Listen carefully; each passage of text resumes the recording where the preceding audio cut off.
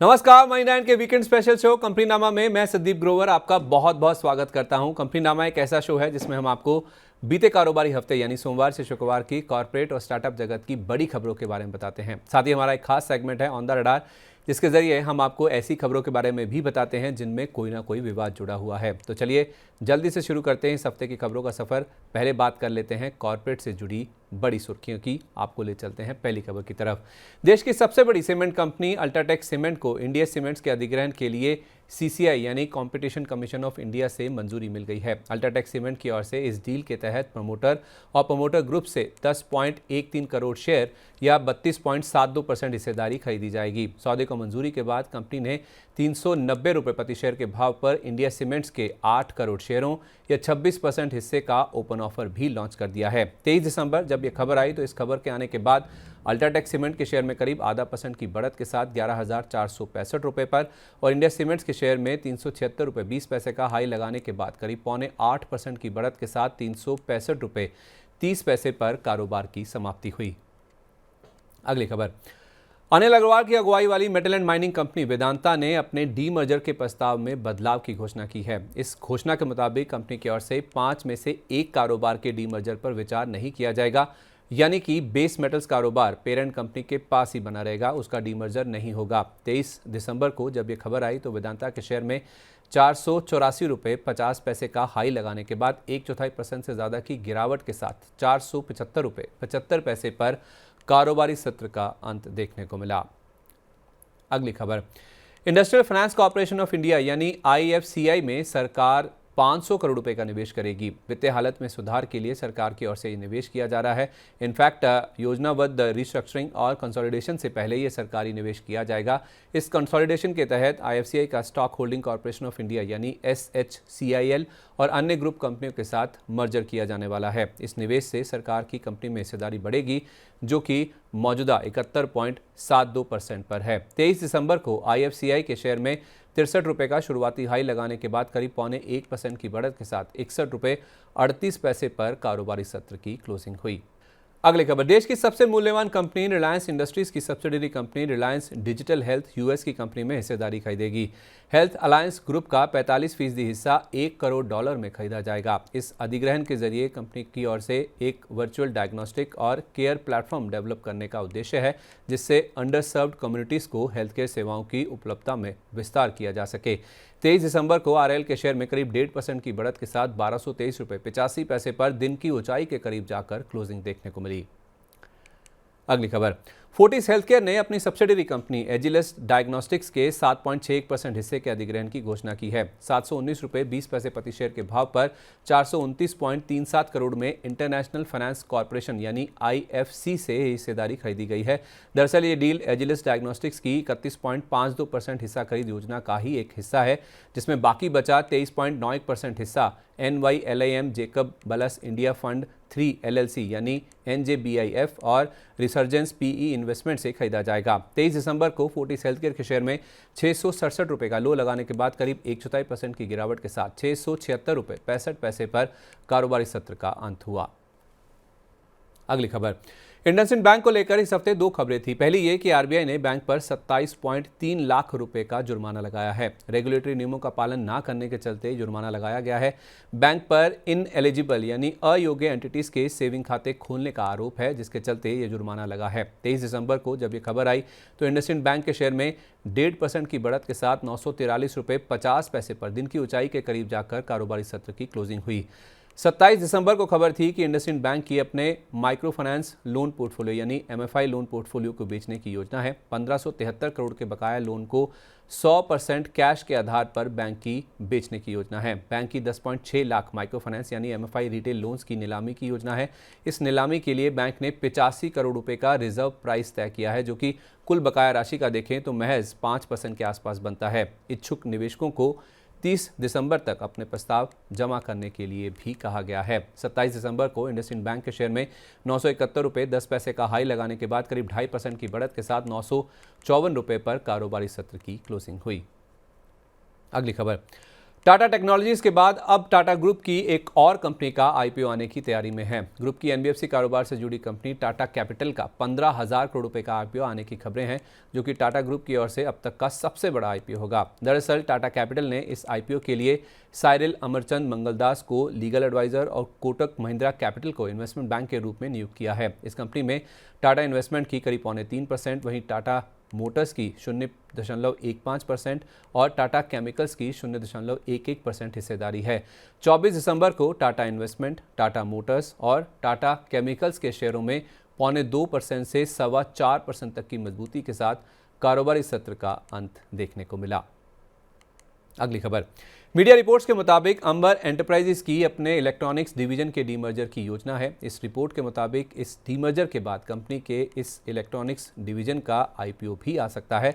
हालांकि stock exchanges को दी गई जानकारी के मुताबिक कंपनी ने कहा कि फिलहाल ऐसा कोई इवेंट नहीं है। वित्त वर्ष 2024 में आपको बता दें, इलेक्ट्रॉनिक्स डिवीजन का इस कंपनी की कुल आय में 20% योगदान था। ये कंपनी 3 मुख्य सेगमेंट्स में ऑपरेट करती है, जिसमें consumer durables, electronics manufacturing services यानी ईएमएस और रेलवे सब सिस्टम्स एंड मोबिलिटी सेगमेंट शामिल है। 24 दिसंबर को शेयर ने 7,498 रुपये 70 पैसे की रिकॉर्ड ऊंचाई को छुआ और कारोबारी सत्र की क्लोजिंग करीब 5.25% की बढ़त के साथ 7,262 रुपये के स्तर पर हुई।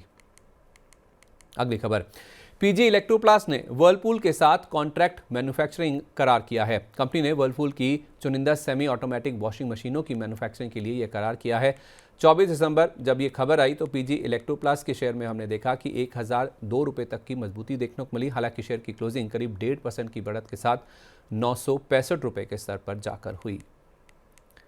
अगली खबर, 24 दिसंबर को देश की दिग्गज फार्मा कंपनियों में से एक मैनकाइंड फार्मा के शेयर में 5% तक की गिरावट देखने को मिली। दरअसल कंपनी की ओर से क्वालिफाइड इंस्टीट्यूशनल प्लेसमेंट यानी क्यूआईपी के जरिए जारी शेयरों की लिस्टिंग हुई, जिसके बाद शेयर में मुनाफा वसूली हावी हो गई। आपको बता दें कि क्यूआईबीज को अलॉट हुए 1,19,00,000 शेयर बाजार में ट्रेडिंग के लिए आए थे, जिसके बाद शेयर पर दबाव देखने को मिला। शेयरों की लिस्टिंग से पहले बीते 4 दिनों में शेयर में 13% का उछाल देखने को मिला था और सोमवार 23 दिसंबर को शेयर ने 3,050 रुपये का रिकॉर्ड हाई भी छुआ था। लेकिन 24 दिसंबर को मैनकाइंड फार्मा के शेयर में करीब 3% की गिरावट के साथ 2,909 रुपये पर क्लोजिंग हुई। हालांकि इंटरडे में शेयर 2,846 रुपये 5 पैसे तक भी फिसल गया था।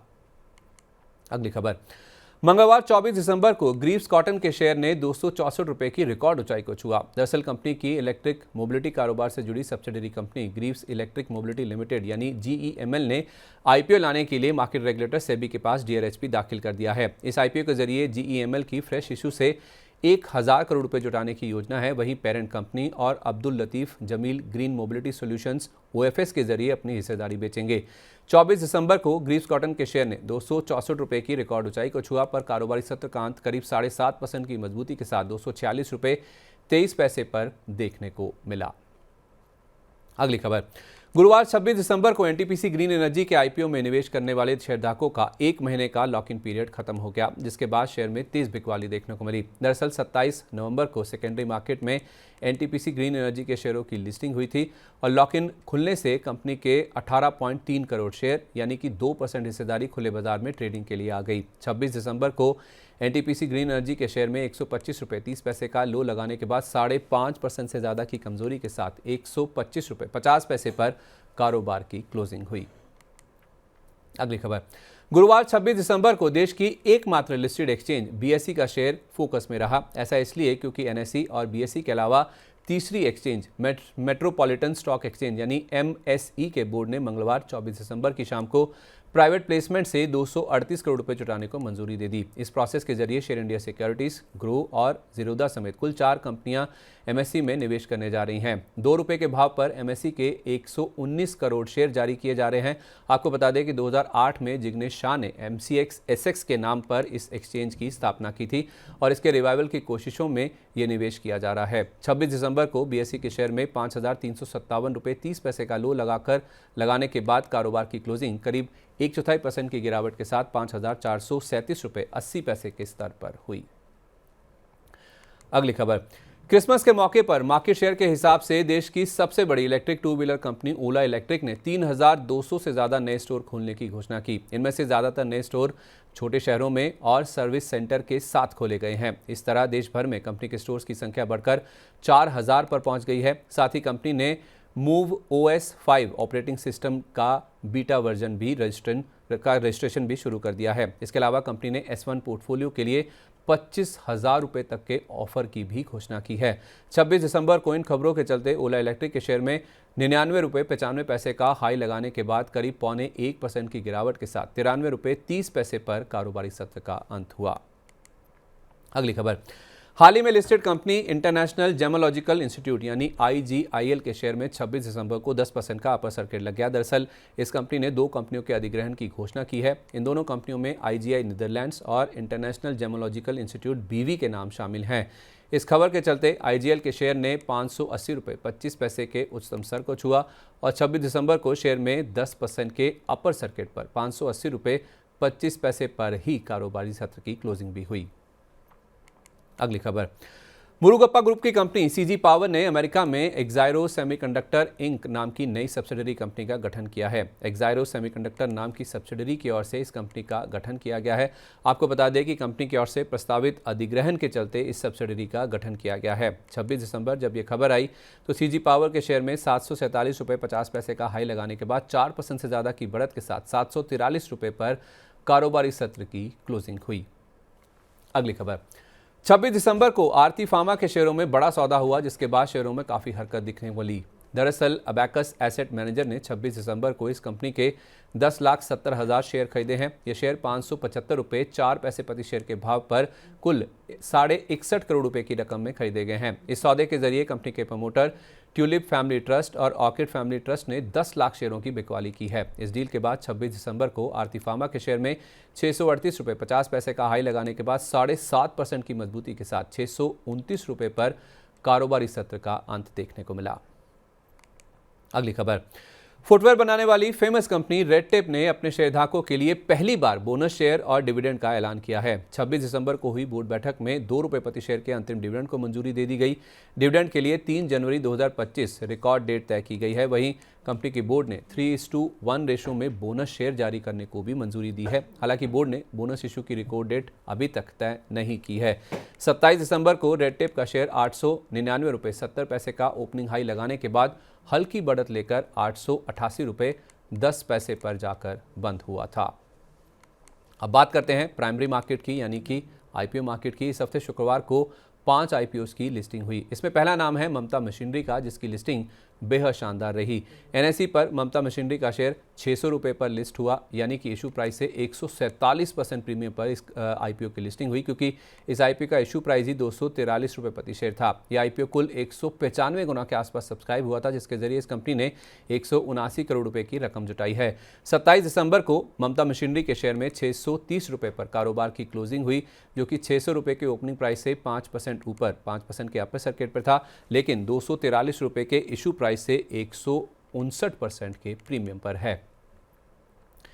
दूसरा नाम है डैम कैपिटल एडवाइजर्स का, जिसकी लिस्टिंग दमदार रही। NSE पर डैम कैपिटल एडवाइजर्स का शेयर 393 रुपये के भाव पर लिस्ट हुआ, यानी कि इशू प्राइस से 39% प्रीमियम पर लिस्टिंग हुई, क्योंकि IPO का इशू प्राइस 283 रुपये प्रति शेयर था।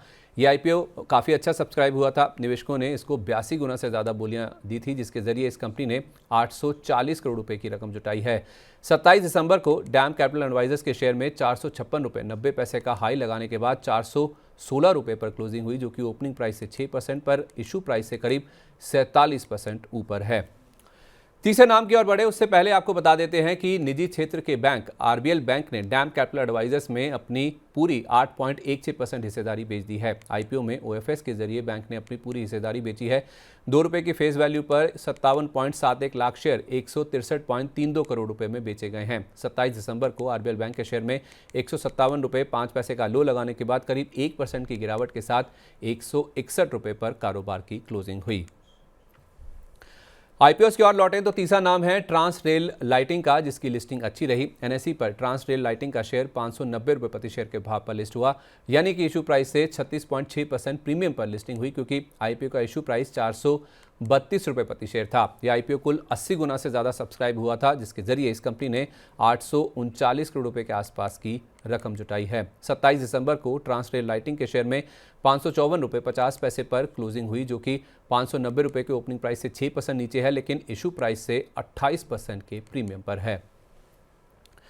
चौथा नाम है सनातन टेक्सटाइल्स का और इसकी लिस्टिंग भी अच्छी रही। एनएसई पर सनातन टेक्सटाइल का शेयर 422.30 रुपये पर लिस्ट हुआ, यानी कि इशू प्राइस से करीब 32% प्रीमियम पर लिस्टिंग हुई, क्योंकि आईपीओ का इशू प्राइस 321 रुपये प्रति शेयर था। यह आईपीओ कुल 35 गुना के आसपास सब्सक्राइब हुआ था, जिसके जरिए कंपनी ने 550 करोड़ रुपए की रकम जुटाई है। 27 दिसंबर को सनातन टेक्सटाइल्स के शेयर में 393.90 रुपये पर क्लोजिंग देखने को मिली, जो कि ओपनिंग प्राइस से करीब 7% नीचे है, लेकिन अपने इशू प्राइस से करीब 21% के प्रीमियम पर है। पांचवा नाम है कॉनकॉर्ड एनवायरो सिस्टम्स का, जिसकी लिस्टिंग ठीक ठाक रही। एनएसई पर कॉनकॉर्ड एनवायरो सिस्टम्स का शेयर 826 रुपये प्रति शेयर के भाव पर लिस्ट हुआ, यानी कि इशू प्राइस से 18% प्रीमियम पर लिस्टिंग हुई। इस आईपीओ का इशू प्राइस 701 रुपये प्रति शेयर था। यह आईपीओ कुल 11 गुना के आसपास भरा था और इस इशू के जरिए कंपनी ने 500 करोड़ रुपये की रकम जुटाई है। 27 दिसंबर को कॉनकॉर्ड एनवायरो सिस्टम्स के शेयर में 830.35 रुपये पर कारोबार की क्लोजिंग हुई, जो कि 826 रुपये के ओपनिंग प्राइस से महज आधा % ऊपर है, लेकिन इशू प्राइस से देखें तो करीब 18% के प्रीमियम पर जाकर क्लोजिंग देखने को मिली। तो ये थी बीते कारोबारी हफ्ते की कॉर्पोरेट जगत से जुड़ी बड़ी सुर्खियां, लेकिन अब रुक करते हैं कॉर्पोरेट जगत की ऐसी खबरों का जिनमें कोई ना कोई विवाद जुड़ा हुआ है। चलते हैं हमारे खास सेगमेंट ऑन द रडार की तरफ और आपको ले चलते हैं पहली खबर की तरफ। हिंदुस्तान कंस्ट्रक्शन कंपनी यानी एचसीसी ने स्टाइनर एजी या एसएजी में अपना हिस्सा यूनिरिजॉल्व नाम की कंपनी को बेच दिया है। भारत में ईपीसी कारोबार पर फोकस करने के लिए कंपनी की ओर से ये हिस्सेदारी बेची गई है। हालांकि एचसीसी के पास एसएजी की 2 सब्सिडरी स्टाइनर ईगल एजी यानी SEAG और स्टाइनर इंडिया लिमिटेड यानी SIL का मालिकाना अधिकार बना रहेगा। इन दोनों कंपनियों के पास 1174 करोड़ रुपए के कॉन्ट्रैक्चुअल रिसीवेबल्स और क्लेम्स के अलावा 43 करोड़ रुपए के इंडियन लैंड एसेट्स भी मौजूद हैं। इसके अलावा कंपनी ने अपने एक बड़े ग्राहक के साथ 180 करोड़ रुपए का सेटलमेंट भी किया है, जिसके बाद शेयर में गिरावट देखने को मिली। 23 दिसंबर को एचसीसी के शेयर में 6% से ज़्यादा की कमजोरी के साथ 40 रुपये 92 पैसे पर कारोबार की क्लोजिंग हुई। अगली खबर, देश की सबसे बड़ी लाइफ इंश्योरेंस कंपनियों में से एक पीएनबी मेटलाइफ के एक डीलर और सहयोगियों पर मार्केट रेगुलेटर सेबी ने बैन लगा दिया है। यह मामला फ्रंट रनिंग से जुड़ा हुआ है, जिसके चलते पीएनबी मेटलाइफ के खिलाफ ये एक्शन लिया गया है। पीएनबी मेटलाइफ में मेटलाइफ इंटरनेशनल होल्डिंग्स और पीएनबी सबसे बड़े शेयरधारकों में से एक हैं। इस खबर के चलते 23 दिसंबर को पीएनबी के शेयर में 100 रुपये का लो लगाने के बाद करीब 0.25% की बढ़त के साथ 101 रुपये 55 पैसे पर कारोबारी सत्र की क्लोजिंग हुई। अगली खबर, बीते शुक्रवार यानी 20 दिसंबर को सुप्रीम कोर्ट ने Noida toll bridge company limited यानी NTBCL की याचिका को खारिज करते हुए इलाहाबाद हाईकोर्ट का फैसला बरकरार रखा है। आपको बता दें कि 26 अक्टूबर 2016 को इलाहाबाद हाईकोर्ट ने कंपनी के टोल कलेक्शन पर रोक लगा दी थी। DND फ्लाईवे पर टोल कलेक्शन पर इलाहाबाद हाईकोर्ट की ओर से रोक लगाने के बाद ये फैसला आया है। दरअसल सुप्रीम कोर्ट ने कहा है कि नोएडा टोल ब्रिज ने फ्लाईवे का खर्च पूरी तरह से रिकवर कर लिया है और मुनाफा भी कमा लिया है, जिस वजह से इनकी अपील को खारिज किया जा रहा है। 23 दिसंबर को नोएडा टोल ब्रिज के शेयर में 5% के लोअर सर्किट पर 17 रुपये 59 पैसे पर कारोबारी सत्र की समाप्ति देखने को मिली। अगली खबर, सोमवार 23 दिसंबर को खबर थी कि बैंकिंग रेगुलेटर आरबीआई ने गोल्ड लोन कारोबार से जुड़ी कंपनी मन्नापुरम फाइनेंस पर 20 लाख रुपए का जुर्माना लगाया है। आरबीआई ने इस कंपनी की मार्च 2023 तक वित्तीय स्थिति की जांच की थी, जिसके बाद ये फैसला लिया गया है। आरबीआई के मुताबिक इस कंपनी ने दिशा निर्देश का पालन नहीं किया है और ग्राहकों के पैन वेरिफिकेशन में ये कंपनी विफल रही है, जिसकी वजह से इस कंपनी के खिलाफ एक्शन लिया जा रहा है। 23 दिसंबर को मन्नापुरम फाइनेंस के शेयर में 181 रुपये 60 पैसे का लो लगाने के बाद करीब 2% की बढ़त के साथ 184 रुपये 50 पैसे पर कारोबार का अंत हुआ। अगली खबर, देश की दिग्गज एफएमसीजी कंपनियों में से एक डाबर ने पतंजलि आयुर्वेद के खिलाफ दिल्ली हाईकोर्ट में मुकदमा दाखिल किया है। बाबा रामदेव वाले च्यवनप्राश के विज्ञापन को लेकर यह मुकदमा दाखिल किया गया है। इस मुकदमे में डाबर ने आरोप लगाया है कि पतंजलि आयुर्वेद के संस्थापक बाबा रामदेव के विज्ञापन में झूठा दावा किया गया है कि केवल पतंजलि का च्यवनप्राश ही असली है। कंपनी की तत्काल राहत की मांग के चलते जनवरी के आखिरी हफ्ते में दिल्ली हाईकोर्ट सुनवाई को लेकर तैयार भी हो गया है। आपको बता दें कि सितंबर 2017 में भी कंपनी ने च्यवनप्राश के विज्ञापन को लेकर पतंजलि आयुर्वेद पर मुकदमा किया था। 26 दिसंबर को डाबर के शेयर में करीब 0.25% और पतंजलि फूड, जो कि इस ग्रुप की एकमात्र लिस्टेड कंपनी है, उस कंपनी के शेयर में करीब 1.5% की कमजोरी के साथ 1711 रुपये पर कारोबार का अंत देखने को मिला। तो आज के एपिसोड में बस इतना ही। खबरों के सिलसिले को यहीं पर विराम देते हैं, पर अगले शनिवार की शाम को आपसे फिर मुलाकात होगी इसी समय नई खबरों के साथ। तब तक आप जुड़े रहिए मनी9 के साथ। और हाँ, आपको हमारा इस हफ्ते का शो कैसा लगा, नीचे कमेंट बॉक्स में अपनी राय हमारे साथ जरूर शेयर करें। अगर आपको इस हफ्ते का शो अच्छा लगा है, अपने दोस्तों, सहयोगियों और रिश्तेदारों को भी इस वीडियो का लिंक ज़रूर शेयर करें। नमस्कार, शुभ रात्रि।